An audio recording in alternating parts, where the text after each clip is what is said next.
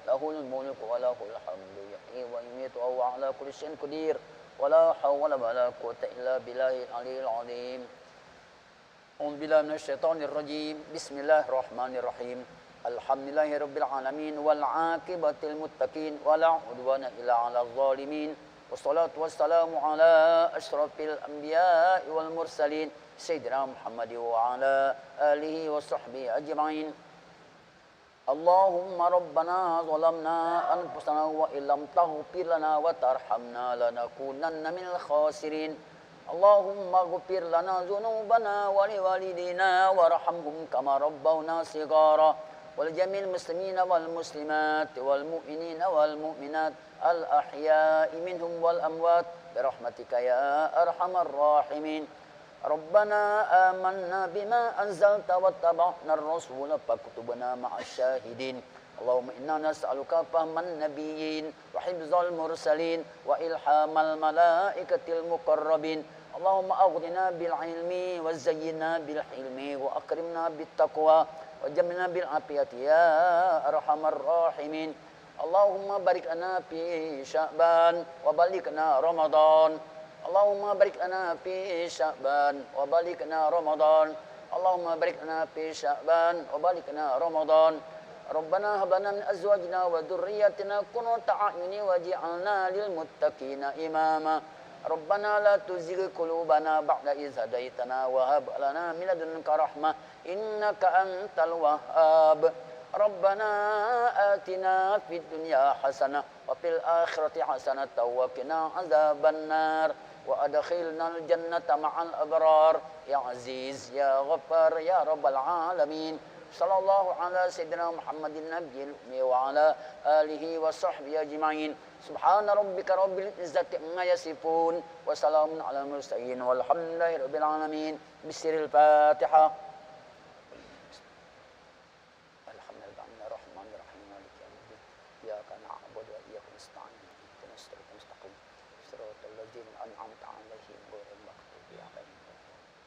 آمين يا الله آمين يا رحمن آمين يا رحيم آمين يا مجيب دعاء السائلين برحمتك يا أرحم الراحمين. اللهم عافنا من كل بلاء الدنيا وعذاب الآخرة واصرف عنا بحق القرآن العظيم ونبيك الكريم شر الدنيا وشر الآخرة. غفر الله لنا ولهم برحمتك يا أرحم الراحمين. دعواهم فيها سبحانك اللهم وتحياتهم فيها السلام وآخر دعواهم أن الحمد لله رب العالمين. صلى الله على محمد.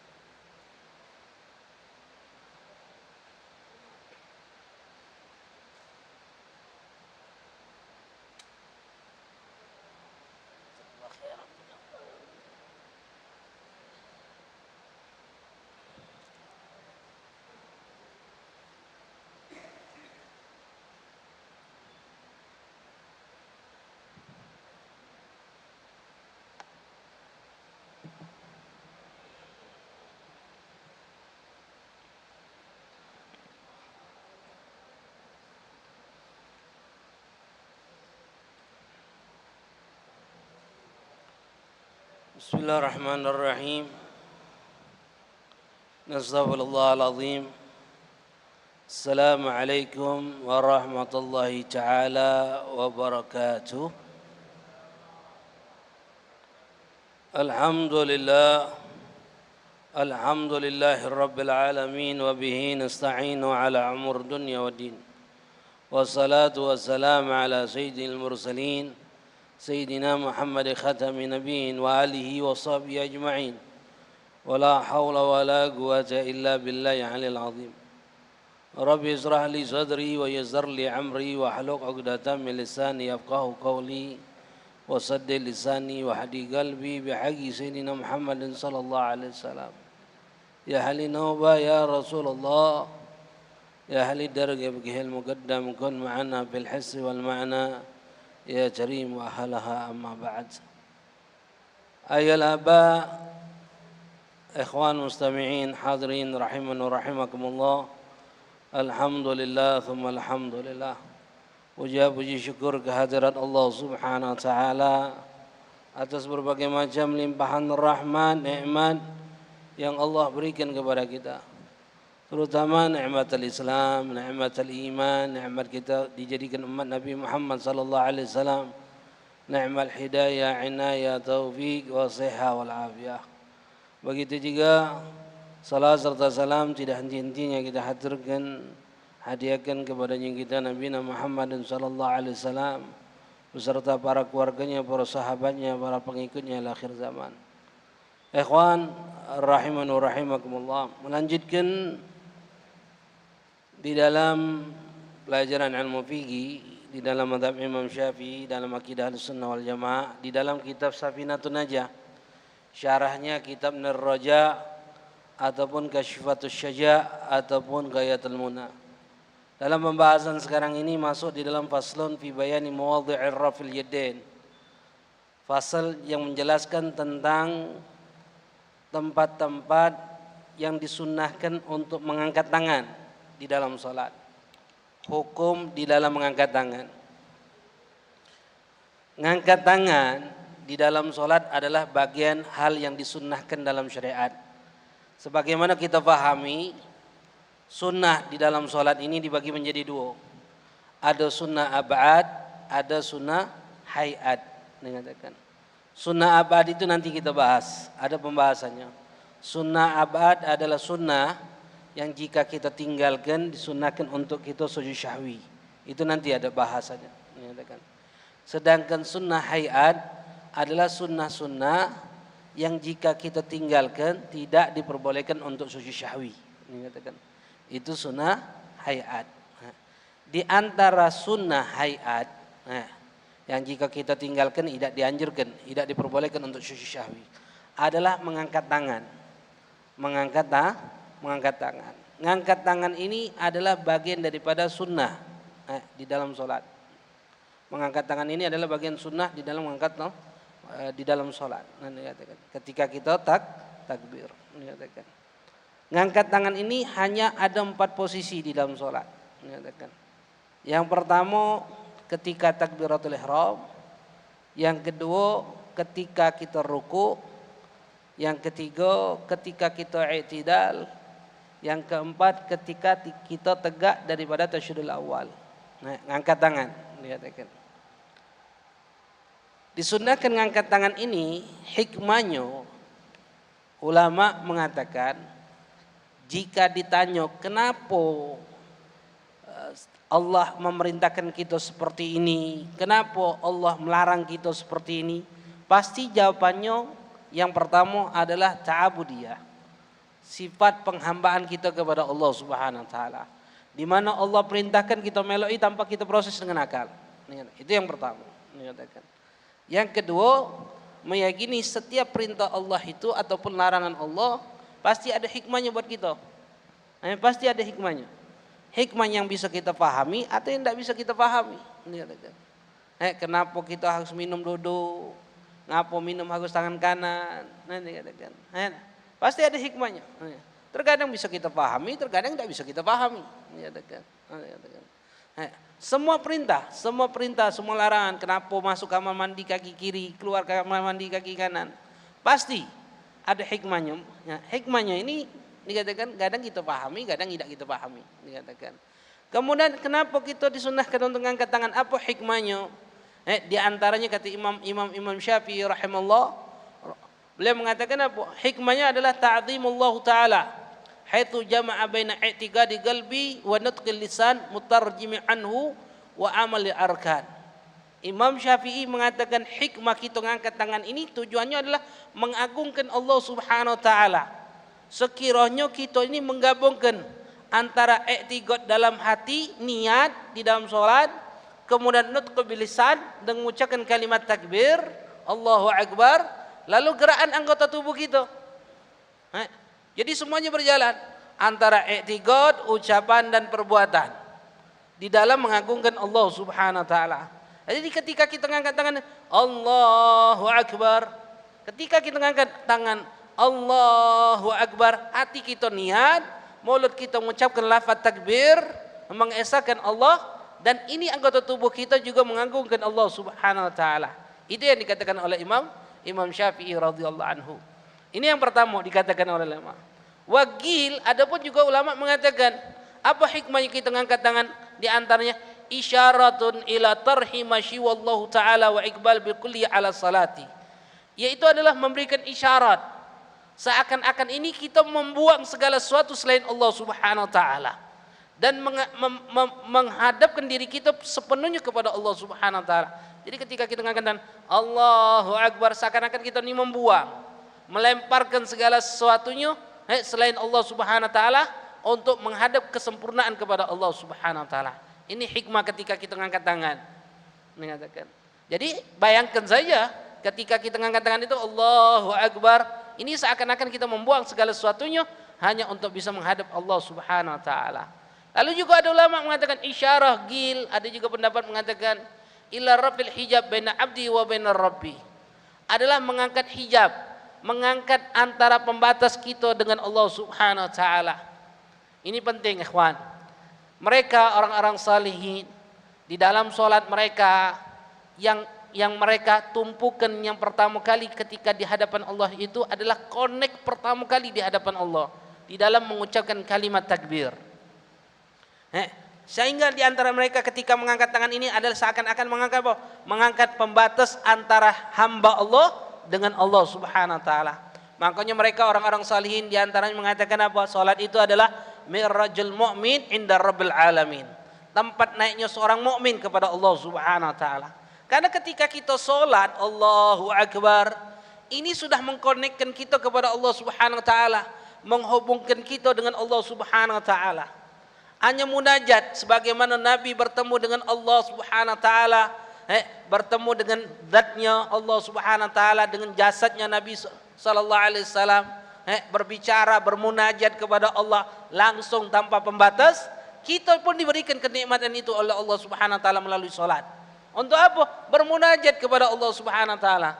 Karena di dalam salat yang kita lakukan tidak terlepas dari tiga hal. Di dalam salat yang kita lakukan tidak terlepas dari tiga hal. Apa tiga hal itu? Yang pertama pujian kepada Allah, yang kedua pengakuan kita sebagai hamba Allah, yang ketiga adalah doa. Semuanya yang kita baca di dalam salat itu semuanya pujian kepada Allah atau pengakuan kita kepada Allah sebagai hamba Allah. Igrar, pengakuan. Lalu yang ketiga apa? Doa. Tidak terlepas. Contoh pujian dari kalimat awal. Doa iftitah, Allahu Akbar kabira walhamdulillah katsira wa subhanallahi bukratan wa asila. Ini pujian. Fatihah, bismillahirrahmanirrahim, alhamdulillahirabbil alamin, arrahmanirrahim. Ini pujian semuanya kepada Allah. Ini pujian kepada Allah Subhanahu wa taala. Ini katakan di dalam doa, Rabbana lakal hamdu mil'us samawati wa mil'ul ardi. Ini pujian kepada Allah Subhanahu wa taala. Subhan rabbil a'la wa bihamdi, subhan rabbil azimi wa bihamdi. Ini pujian kepada Allah Subhanahu wa taala. Semuanya memuji Allah. Kita dalam salat itu dalam keadaan memuji Allah Subhanahu wa taala, mengagungkan Allah Subhanahu wa taala, melayani Allah Subhanahu wa taala dengan seluruh anggota tubuh kita orang. Itu hikmahnya. Yang kedua apa? Igrar, pengakuan kita sebagai hamba Allah. Sebagai hamba Allah pengakuannya contohnya di dalam doa iftitah yang kita baca. Inna salati wa nusuki wa ma yahya wa mamati lillahi rabbil alamin. Ini pengakuan. Ya Allah, sesungguhnya salatku, ibadahku, hidupku, matiku untuk Engkau ya Allah. Kemudian dalam Fatihah kita katakan iyyaka na'budu wa iyyaka nasta'in. Ini igrar. Ini pengakuan. Hanya kepada Engkau ya Allah. Na'budu, kami menyembah. Hanya kepada Engkau ya Allah. Nasta'in, kami minta pertolongan. menafikan, meniadakan selain makhluk, meniadakan selain Allah Subhanahu wa taala. Penghambaan kita kepada Allah Subhanahu wa taala. Ikrar, pengakuan kita sebagai hambanya Allah Subhanahu. Hanya kepada Engkau ya Allah na'budu, hanya kepada Engkau ya Allah nasta'in, minta pertolongan.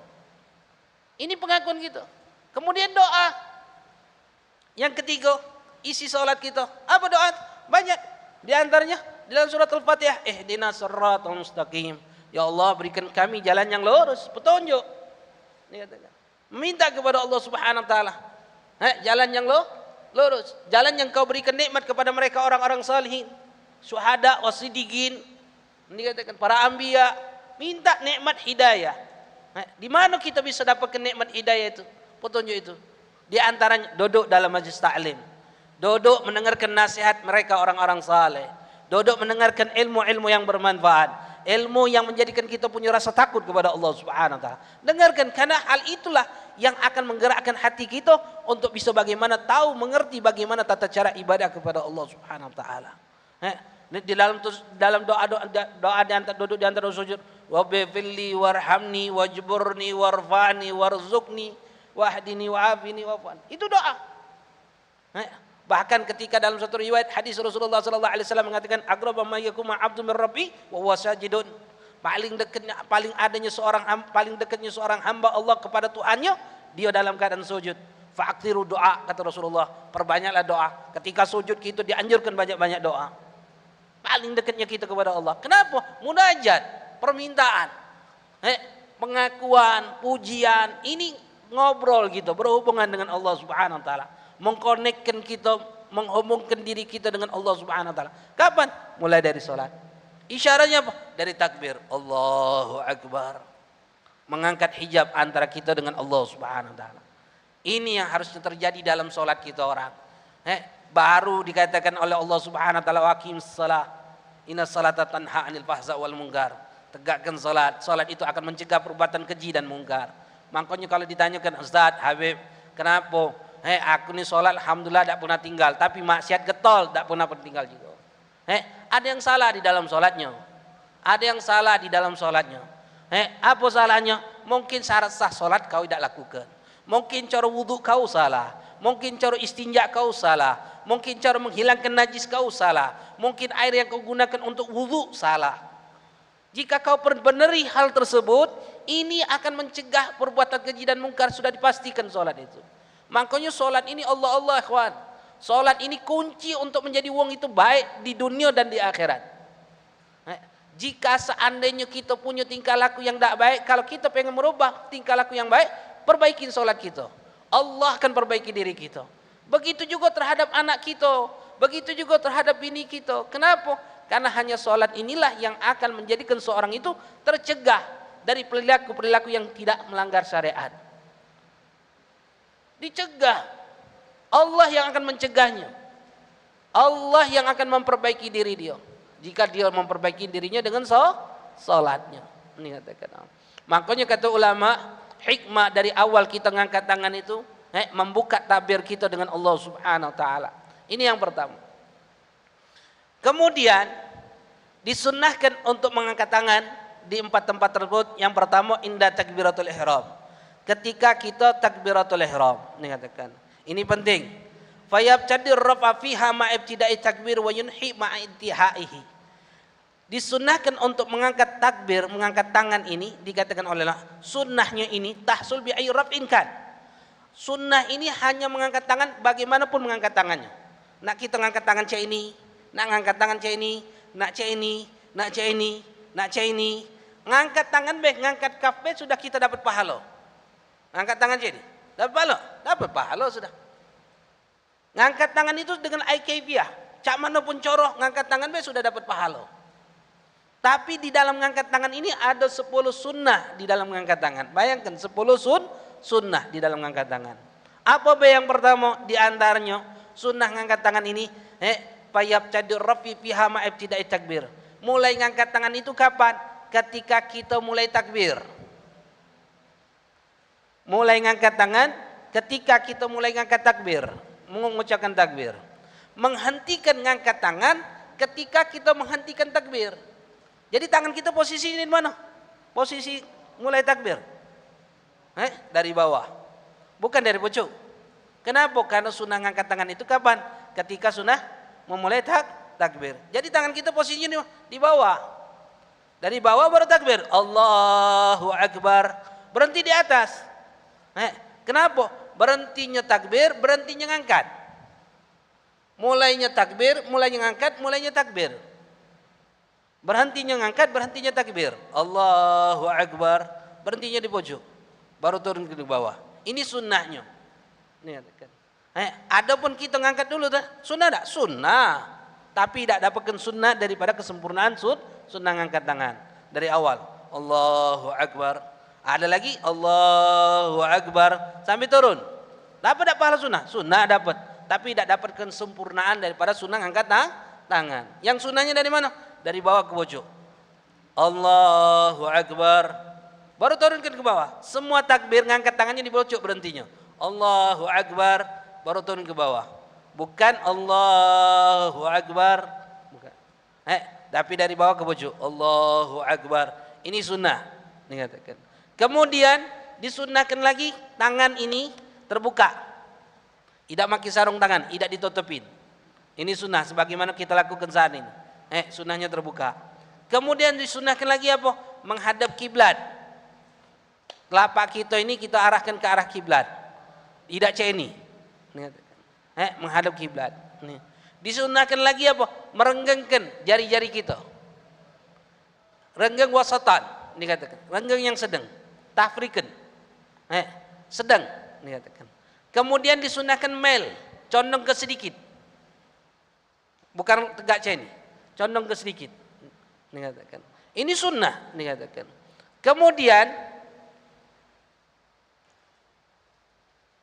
wa muhadha ru'usu as'ibahamai syahmatil udhunain, dan disunnahkan sejajarkan antara jempol, ujung jempol dengan syahmatul udhun.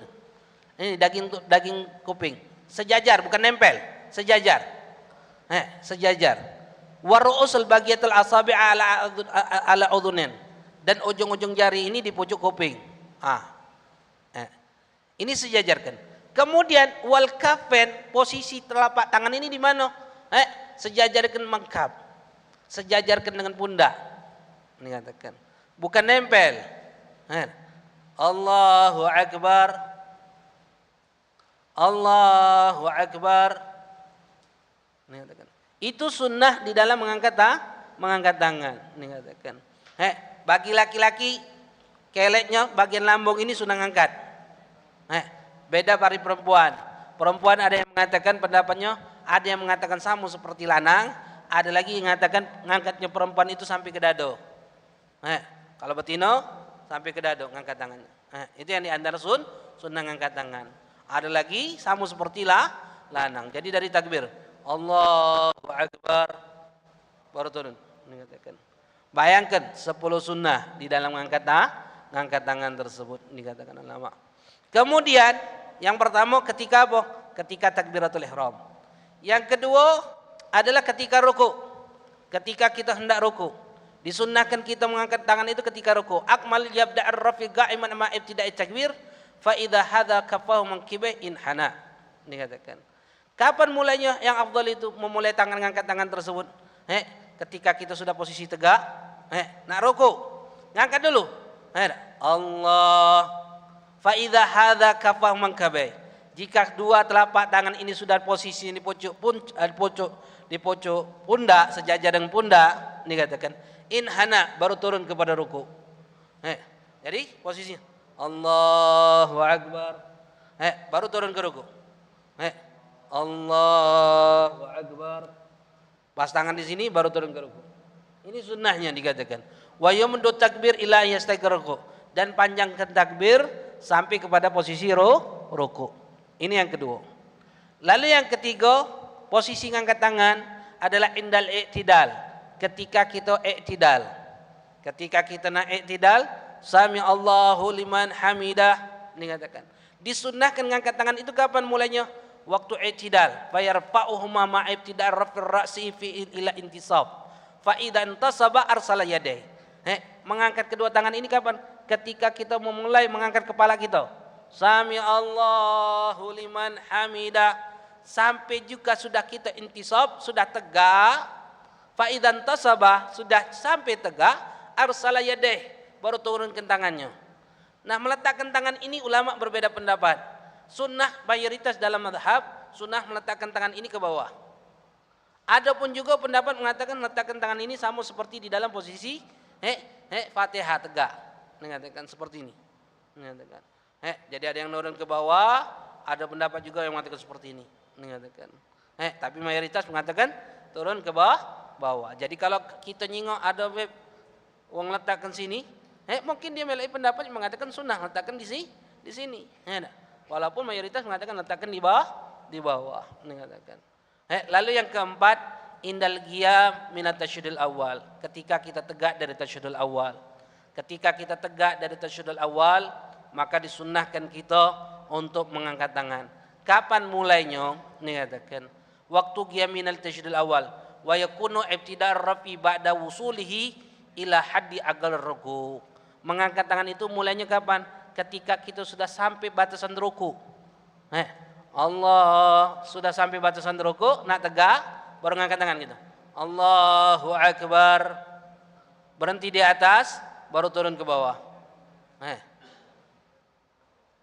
Ngangkat tangan ini sunnah. Takbir juga sunnah.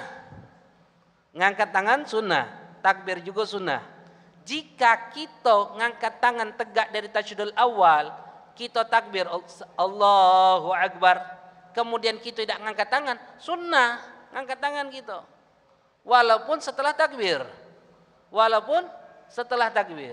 Misalnya lupa gitu. Ketika kita duduk tegak, Allahu Akbar, tidak ngangkat tangan, sunnah ngangkat tangan. Walaupun sudah kita letakkan tangan kita di sini. Walaupun kita sudah tegak letakkan tangan kita di sini, sunnah tetap ngangkat tangan. Hanya 4 tempat saja disunahkan kita ngangkat tangan. Yang pertama ketika takbiratul ihram, yang kedua ketika ruku, yang ketiga ketika i'tidal, yang keempat ketika tegak dari tasyahudul awal. Tegak dari tasyahudul awal ini apa? Tegak tasyahudul awal kita. Bukan tasyahudul awal imam.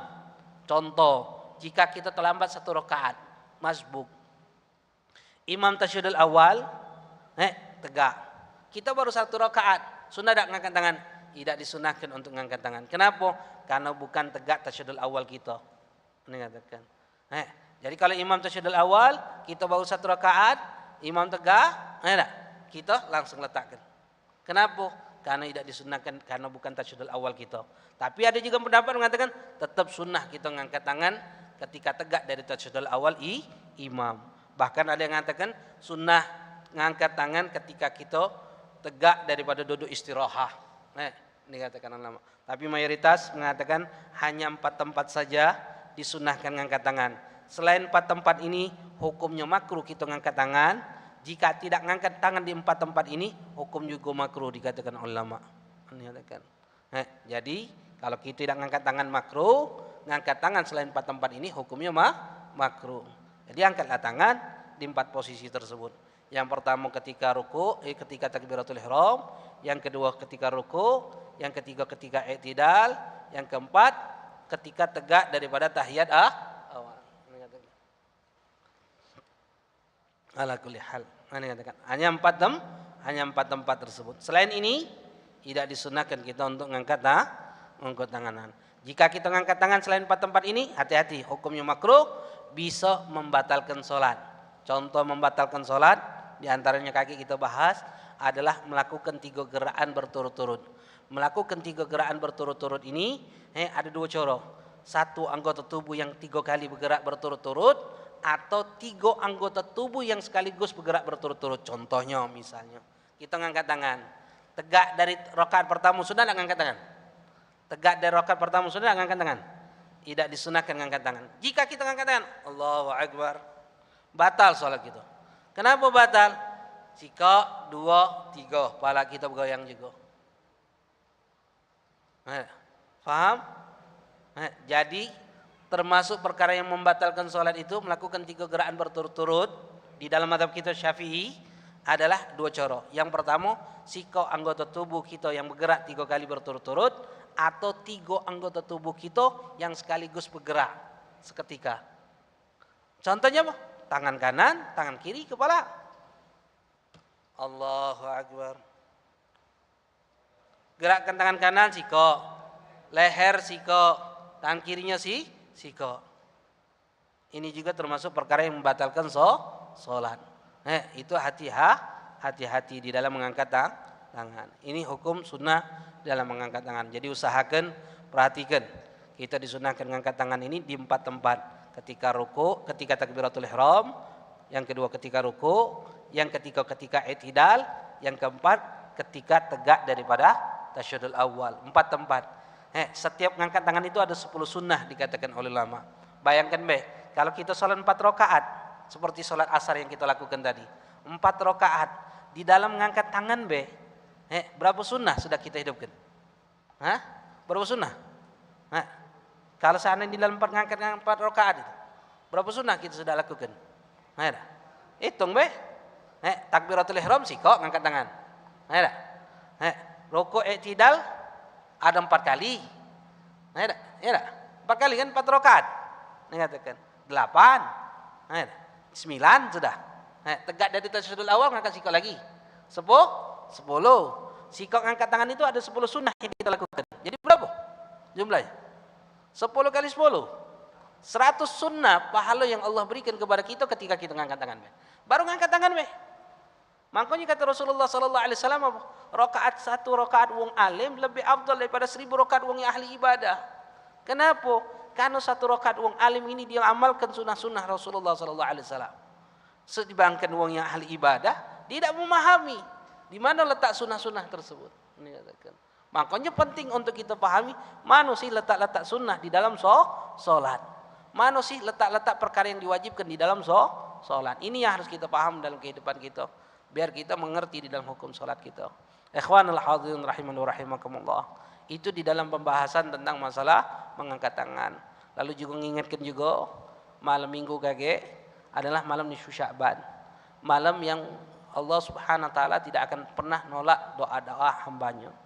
Pada malam nisfu Sya'ban ada kata Rasulullah sallallahu alaihi wasallam 5 malam yang tidak akan Allah tolak doanya. Yang pertama malam pertama bulan Rajab, yang kedua malam nisfu Sya'ban, yang ketiga malam Idul Fitri, yang keempat malam Idul Adha, yang kelima malam Jumat.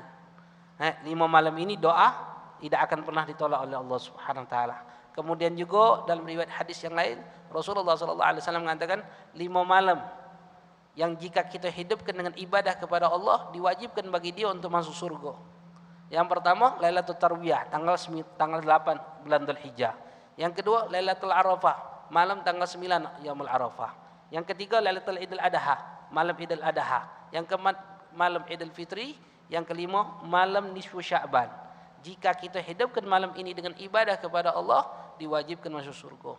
Sayyidina Ali bin Abi Thalib karamallahu wajhah, beliau menghidupkan dalam 1 tahun 4 malam, hanya 4 malam yang dia hidupkan dengan ibadah kepada Allah Subhanahu wa taala. 4 malam tersebut apa? Malam pertama bulan Rajab, malam kedua malam nisfu Sya'ban, yang ketiga malam Idul Fitri, yang keempat malam Idul Adha. 4 malam ini dihidupkan dengan ibadah. Malam minggu malam nisfu Sya'ban. Diusahakan untuk kita menghidupkan dengan ibadah kepada Allah Subhanahu wa taala. Jangan lalai kepada Allah Subhanahu wa taala. Malam nisfu Sya'ban itu dianjurkan kita yang pertama kali adalah kita lakukan hidupkan dengan malam itu dengan ibadah kepada Allah. Paling sedikitnya hidupkan malam tersebut, malam-malam yang dimuliakan oleh Allah. Kata ulama, salat Isya berjamaah, lalu azam niatan untuk melakukan salat subuh berjamaah. Azam niat. Salat Isya berjamaah, lalu azam niatan untuk melakukan salat subuh berjamaah. Itu paling sedikit menghidupkan malam itu dengan ibadah kepada Allah. Yang lebih afdal lagi, malam tersebut dianjurkan kita melakukan salat tasbih. Itu yang pertama. Yang kedua, dianjurkan malam tersebut baca Yasin. Salaf kita, para ulama kita, orang-orang salihin, itu menganjurkan kita baca Yasin sebanyak 3 kali dengan niat-niat yang dianjurkan oleh mereka salafus salihin. Lalu membaca doa, setelahnya itu karena pada malam nisfu Sya'ban, malam Allah mengangkat amal. Malam perpanjangan kontrak kita di dalam segi amal kita, rezeki kita, ajal kita. Paling banyak riwayat mengatakan tentang ajal pada malam nisfu Sya'ban itu. Yang dimana Allah perpanjang kontrak atau menghentikan kontrak kita hidup di dunia ini. Dalam riwayat Allah Subhanahu wa taala memerintahkan malaikat maut untuk menghapus orang yang meninggal dari Sya'ban ke Sya'ban atau menetapkan orang yang mati dari Sya'ban ke Sya'ban. Ini katakan malam nisfu Sya'ban penentuannya. Makanya ganti kitab, ganti buku, ada orang ngomong seperti itu. Karena pada malam nisfu Sya'ban. Kemudian dianjurkan lagi kita membaca di dalam kitab Kanzun Najus Syurur fi Hujjati Lati Tisrahus Sudur yang dikarang oleh Syekh Abdul Hamid Al-Qusi. Beliau menganjurkan untuk kita membaca doa Nabi Allah Yunus alaihissalam. La ilaha illa anta subhanaka ini kuntu minadh dhalimin, sebanyak jumlah kalimat tersebut 2375 kali. 2375 kali. La ilaha illa anta subhanaka ini kuntu minadh dhalimin. Barang siapa yang amalkan malam itu dengan bacaan tersebut, yakunu amanan min tilka bala ya auham, dikatakan dia akan diberikan keamanan oleh Allah dari segala macam bala dan kesusahan. Dikatakan oleh ulama kaifala takuna amanan, bagaimana tidak menjadi aman, kata ulama. Karena Rasulullah sallallahu alaihi wasallam dalam riwayat Abdullah bin Abbas radhiyallahu anhuma, qala Rasulullah sallallahu alaihi wasallam laqad kana doa akhi Yunus ajiban. Rasulullah mengatakan doa saudaraku Yunus ini sangat luar biasa, kata Rasulullah. Awalnya tahlil, la ilaha illa anta. Pertengahnya tasbih, subhanaka. Yang akhirnya adalah iqrar bidzambi, pengakuan akan dosa. Ini kuntu minadh dhalimin, sesungguhnya aku termasuk orang yang zalim. Ini katakan. Rasulullah mengatakan mada bihi mahmum wala maghmum wala makrub wala madyun fi yaumi salatal marad illa ustijibillah. Tidaklah seseorang berdoa dengan doa tersebut dia dalam keadaan susah, kesulitan, kesedihan, banyak hutang, illa ustijibalah, 3 kali dalam satu hari, kecuali Allah akan lepaskan hal tersebut. Allah lepaskan susahannya, kesedihannya, kesulitannya, hutangnya 3 kali sehari, kata Rasulullah. Allah lepaskan. Apalagi pada malam itu doa mustajab. Kita membaca la ilaha illa anta subhanaka inni kuntu minadh dhalimin sebanyak 2375. Meninggalkan. Itu yang dianjurkan bagi kita untuk kita hidupkan pada malam nisfu Sya'ban. Kemudian dianjurkan juga kita untuk memperbanyak puasa. Besoknya dianjurkan untuk puasa. Jadi anjurkan puasa. Niatan puasanya dewek, kalau kita punya qadha, niatkan puasa qadha Ramadan dan puasa sunnah nisfu Sya'ban. Itu yang dianjurkan. Karena bulan Sya'ban ini bulan yang dianjurkan kita untuk memperbanyak puasa. Itu hal-hal yang dianjurkan. Dan juga doa mustajab. Pada malam itu Allah Subhanahu wa taala akan ampuni seluruh kaum muslimin dosa-dosanya. Kecuali memang ada riwayat orang-orang yang tidak akan mendapatkan ampunan Allah Subhanahu wa taala pada malam nisfu Sya'ban. Ini katakan naudzubillah tsumma naudzubillah. Siapa wong-wong yang tidak mendapatkan ampunan? Ulama mengatakan waqad istama' min riwayat, sudah dikumpulkan dari beberapa macam riwayat, anna mahjubin al maghfirah wa rahmah, orang-orang yang tercegah mendapatkan ampunan dan rahmatnya Allah, terlebih-lebih pada malam nisfu Sya'ban. Siapa mereka? Musyrik, wong yang menyekutukan Allah. Musyahin, wong yang bertengkar. Ini Masya Allah zaman ini luar biasa. Gebut di WA, di grup WA, bicara tentang politik, bicara tentang masalah agama, berdebat masalah agama, berdebat politik. Gebut, bertengkar, tidak teguran, tidak dapat ampunan dan rahmatnya Allah pada malam nisfu Sya'ban. Na'udzubillah tsumma na'udzubillah. Asyar, wong yang ngembek pajak daripada kaum muslimin. Gatal nafs, orang yang membunuh jiwa orang lain. Gatal rahim, orang yang memutuskan silaturahmi. Muzbil al-izar, orang yang menurunkan pakaiannya sampai ke bawah pakaian, ke bawah mata kaki dengan tujuan niat sombong. Zani, orang yang berzina. Syaribul hamr, orang yang suka mabok-mabokan. Gatat, orang yang suka mengadu domba. Musawwir, wong yang suka menggambar, melukis atau membuat patung. Agun, wong yang durhaka sama wong tua. Madrun fi tijarah, wong yang khianat di dalam perdagangan. Mubtadi'un, orang-orang yang melakukan hal-hal bid'ah yang melanggar aturan syariat. Rafidi fi qalbi syahna lis sahabat radhiyallahu anhum, benci kepada sahabatnya Rasulullah sallallahu alaihi wasallam. Mabghilu li ahli bait Rasulullah sallallahu alaihi wasallam, punya sifat benci kepada keluarga Nabi Muhammad sallallahu alaihi wasallam. Mereka ini tidak akan pernah mendapatkan ampunan dan rahmatnya Allah Subhanahu wa taala. Na'udzubillah tsumma na'udzubillah. Mumpung masih ada kesempatan saat ini, jika kita punya dosa-dosa tersebut, tubu ilallah, taubat kepada Allah, jaga silaturahmi, minta maaf, telponi keluarga, tetangga segala macam, minta maaf. Mumpung malam nisfu Sya'ban, malam yang penuh dengan ampunan, malam penuh dengan rahmatnya Allah Subhanahu wa taala. Mudah-mudahan kita dapatkan semua apa yang kita inginkan, apa yang kita hajatkan dalam kehidupan dunia maupun nanti di akhirat. Allah ampuni dosa-dosa kita, Allah ampuni dosa kedua orang tua kita, dosa guru-guru kita, meluaskan rezeki kita, mengabulkan setiap hajat-hajat kita, memanjangkan umur kita dalam ta'awal afiyah salamah. Lalu Allah matikan kita juga dalam keadaan husnul khatimah, fi khair wal fi wal afiyah. Dan mudah-mudahan kita semua dikumpulkan bersama baginda Nabi Muhammad sallallahu alaihi wasallam dalam surganya Allah Subhanahu wa taala. Amin ya rabbal alamin. Allahumma arzuqna fahmi nabiyyin hadzal mursalin syaratal hal malaikatal muqarrabin. Allahumma aghnina bi'ilmi zaina bihilmi akramna bitaqwa wa jamilna bil afiyah arhamar rahimin. Wa sallallahu ala sayyidina Muhammadin nabiyil ummi wa ala alihi wasallam walhamdulillahi rabbil alamin. Hadza ma aqul lakum wa lakum minkum. Assalamualaikum warahmatullahi taala wabarakatuh. Subhanakallahumma bihamdika asyhadu an la ilaha illa anta astaghfiruka wa atubu ilaik.